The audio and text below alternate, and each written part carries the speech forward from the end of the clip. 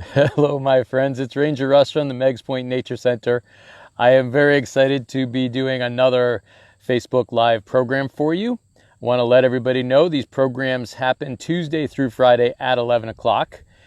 This one is very different from anything that I intended. I was going to do another Cedar Island walk to show what the recovery is beginning to look like after the major storm that we had a little while ago. Few weeks ago now. But on my way there, I encountered something that I just had to talk about.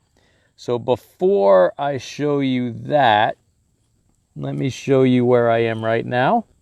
So there's our salt marsh over there. And you can see up the other way, there's an osprey platform to look at. And I am out at Meigs Point on the way to the Cedar Island Trail. Now, many of you have probably been walking across a field and you saw something like that. So you can see that. This is the beginning of a puffball. Now, they grow very quickly. This could only have grown a couple of hours to get that large. In a few hours more, it could get to be that big. Okay, so there are giant puffballs. There's lots of different kinds of puffballs. This is a mushroom.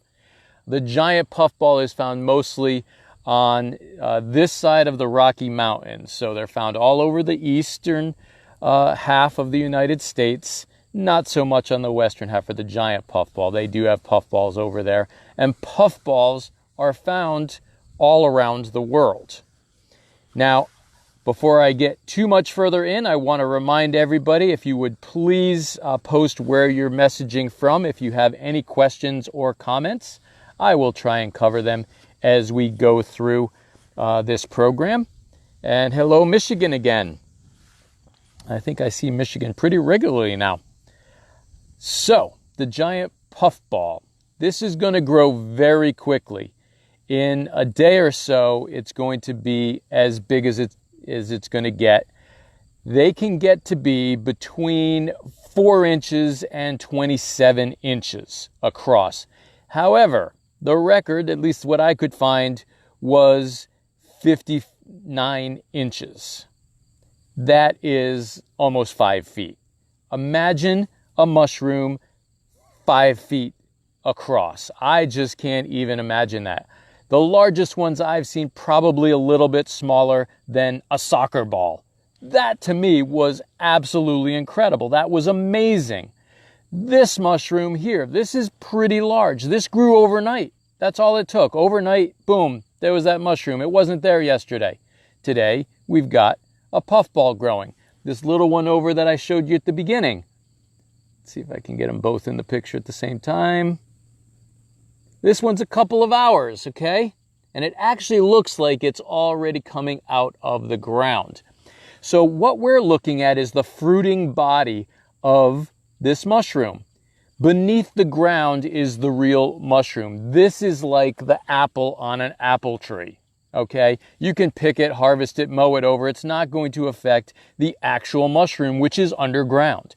Puffballs are very different from other mushrooms.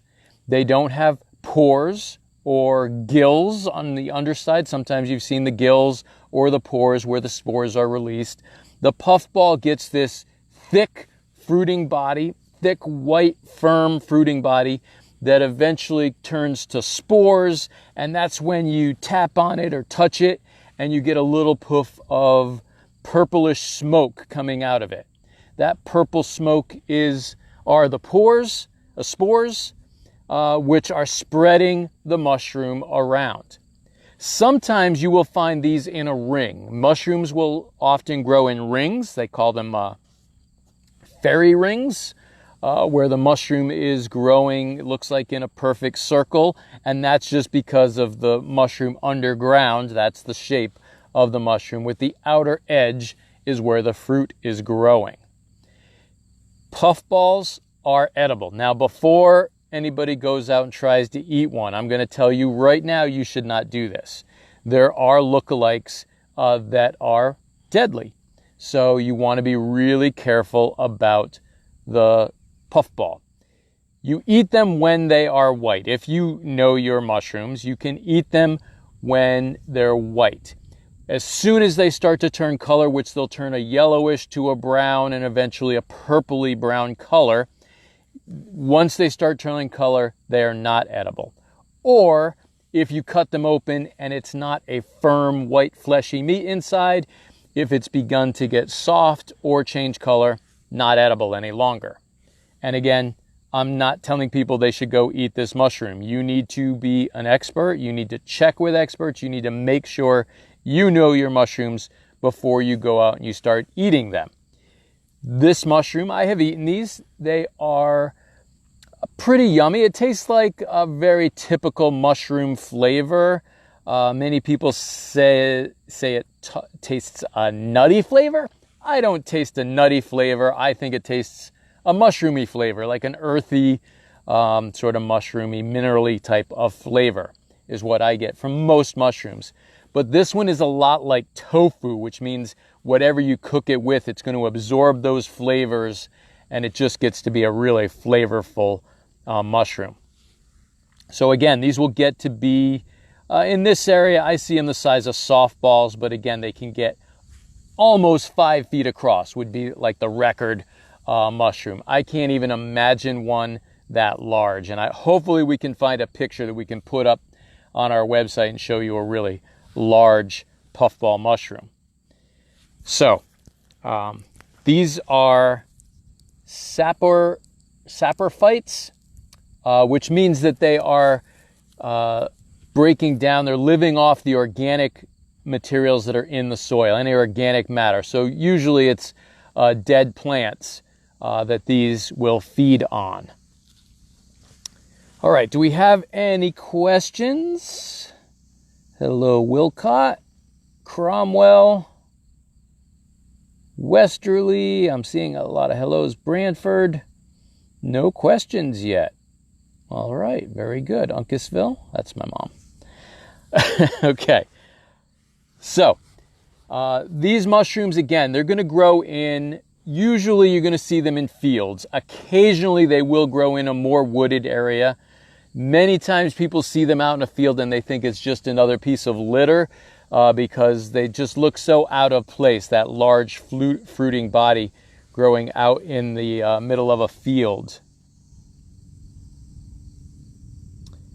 What decides how big they will get? That's a very good question, and I really don't know the answer to that. So some of them will grow really big before they go to spore, and some of them go to spore really small. Now, species has something to do with it. So a smaller species is only going to get, about that big around. So an inch and a half around before it goes to spore.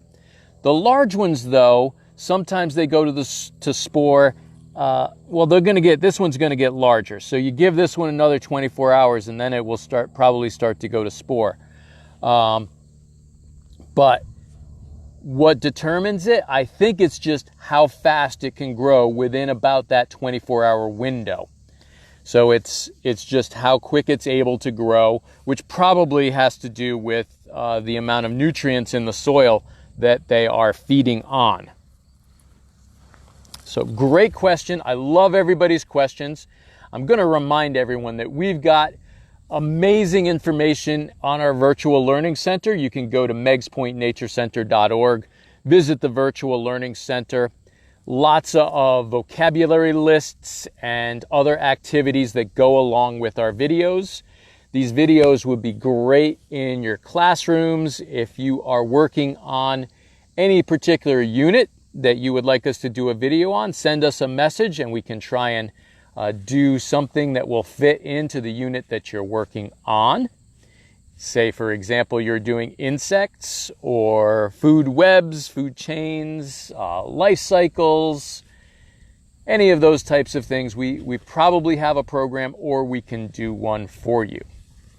I also want to ask everyone to please subscribe to our YouTube channel. As soon as we get 1,000 subscribers on YouTube, we can start doing YouTube live programs. So I would be very excited to be able to do YouTube. And the plan is to do a Facebook Live Tuesday through Friday, and then a YouTube Live Tuesday through Friday, just a different time slot. All right, hello Middletown. Let me just check and see if we have any other questions. No, we don't.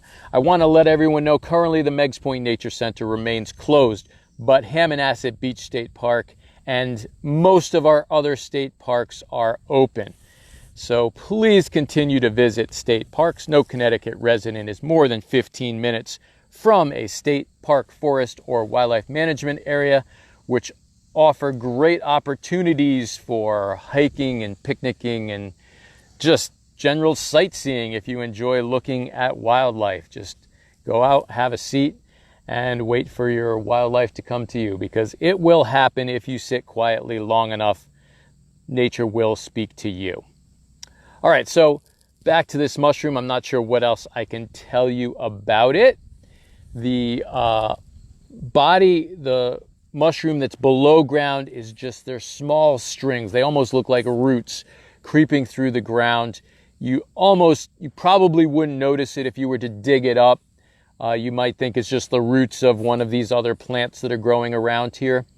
Our mushrooms end up getting mowed over many times, but the mushrooms remain underground. Remember, this is just the fruiting body. The real plant of the mushroom the real body of the mushroom is below ground. So, and I say it goes to spore because these do not produce seeds. They produce spores, which act very much like a seed.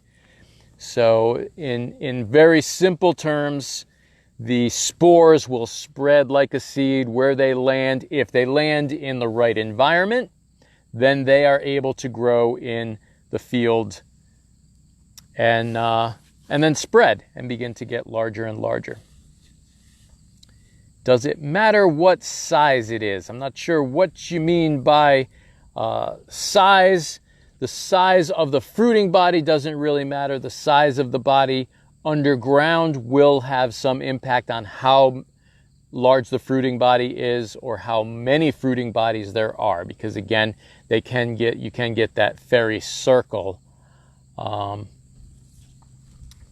Let's see, my mom used to pick them. Yes, they are very yummy. Someone else says that they're, oh, Ruth. Hello, Ruth. Ruth works here at the park. She does our beach sweeping every evening or through the night. So she's probably pretty tired right now after cleaning our beach. So thank you, Ruth, for getting our beach clean. All right. So now let's see if we can take a look. We're going to look first at the smaller one. Get you a good look here. Oop, wrong way. Now, I mentioned this one is actually coming out of the ground quite a bit. So if you look, see how loose that is? It's barely in the ground. Not much of the mushroom actually remains in the ground. So we've got this fruiting body above the ground. This one, probably much younger than this one, but they could be the same plant, the same mushroom underground. Now let's take a look at this one. This is a puffball mushroom. All right, let's take a look here. Now, this one, much more solid. There is a very large, if you guys remember the movie The Blob, it's probably back in the 70s, that movie came out, and it's just this mass that just consumed everything around it. The mushroom doesn't do that. This mushroom really just pushes everything away from it as it grows. It just pushes the other plants and things out of the way. So it's not absorbing it. Although it looks like it's taking those into its body, that's not actually what's happening. As this mushroom gets larger, it's just pushing stuff out of the way. They look like clouds. That's a very good analogy. I like that. All right. Let me just turn this a little bit.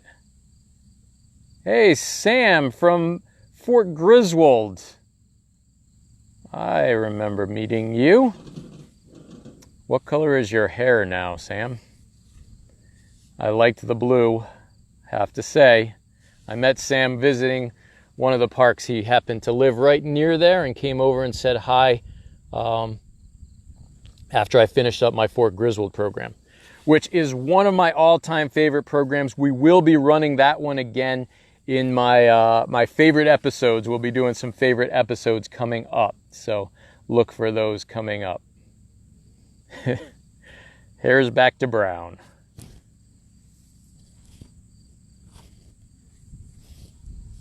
A lawn mushroom. I like that. That's another good one. All right, do we have any other questions? I'm going to spin back and show you guys the view here. So this is the picnic field. We're right next to Pavilion 4 here out on Meigs Point. You can look into the salt marsh. I'm not seeing, let's see if you guys can see the osprey platform. The ospreys look like they have flown off. The female has probably already migrated. She migrates as soon as the young are fledged, which means that once the young start flying, the female heads out. The male will teach the young how to fish, and once he feels that they're all surviving on their own, he's going to migrate, and then the young will follow. Sometimes much later, usually a few weeks after the male takes off, the young will start to follow, but every once in a while we'll see one around Thanksgiving still here. And great news, last week I saw the first northern harrier of the year for me here at Hammonasset. So very exciting. That's a sign of fall when the harriers start to come down and visit. So I love to see when we get those harriers coming into the park. Really amazing bird, the way they fly. Are we allowed to forage for puffballs at Meigs Point? So I believe technically the rule is that you can't harvest from a park without a permit, which you can get permits. I think you would have to go to the office or contact the office and find out if this is something that you can get a permit for or not. Because you are able to crab here in the park, so this may fall under that rule, which means you don't need a permit to do it. But I would check with the park officials before you go and start picking mushrooms.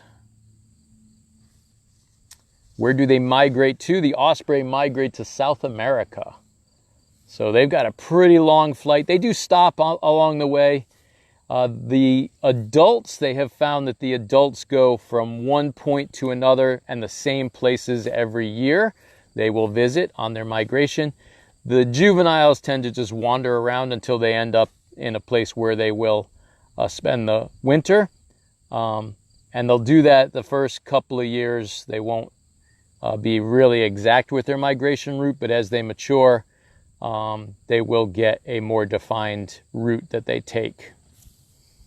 They also will stay, the juveniles will stay in South America for a few years before they come back. So they're fully adult breeding age when they return. All right, so I'm really excited to be bringing you guys these programs. I hope that you're enjoying them as much as I am. I really have a great time doing these programs, but I do wish that I could meet people and do some actual live educational programs, but not able to do that yet. Keep an eye out. We will be having some very special programs coming up in October, Saturdays in October.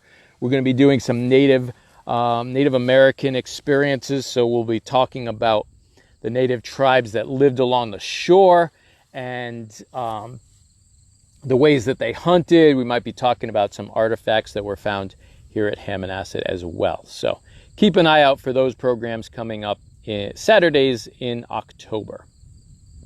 Okay, I don't see any new questions. I hope that you've all enjoyed this program. Tune in Tuesday through Friday at 11 o'clock for more live nature programs. Until next time, this is Ranger Russ signing off from the Meigs Point Nature Center.